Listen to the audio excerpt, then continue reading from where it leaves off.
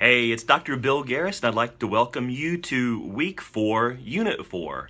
And I have 4 things I want to share with you today. First of all, remember to access the course through the Content tab. Each module in each unit is a self-contained learning module. And within it, it's got all that you need to complete in that week. It's got the readings, it's got discussions, it's got quizzes. It may have a drop box if there's something to be turned in. If you access the course in other ways, what I have tended to find is that students get confused when they do that. A confused student is not typically a very successful student. Second, this week is probably going to be a lighter week. In the past week, you gathered sources that identified that there was a problem, that there was a need. This week, we're going to move forward and adjust that ever so slightly, and through the vehicle of a discussion, we're going to look at why a problem exists.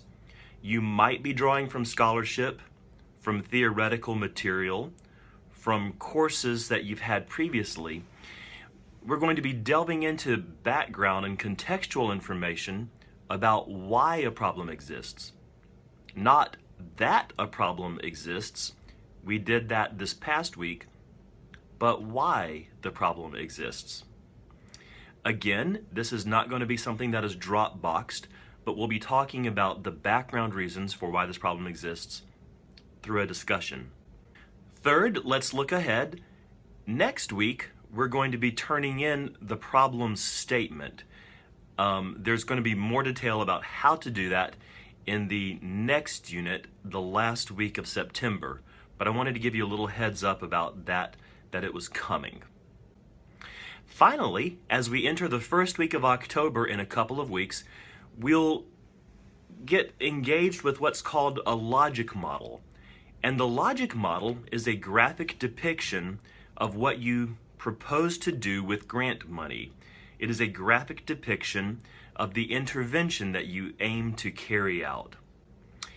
I enjoyed reading everyone's discussions last week, particularly about the artwork. It was something kind of light and different, and it accessed some different parts of our brain, and I thought you guys did really, really well with that. I was a little surprised at how many of you chose the Scream. I guess I selected that for a reason. I anticipate that people feel a little overwhelmed with grant writing, as they would with any task they hadn't done before. I was also happy to see how pragmatic and practical people were in going through the list, and that lists are very helpful in taking big, Scream-like abstract tasks and breaking them down into different parts that are more manageable.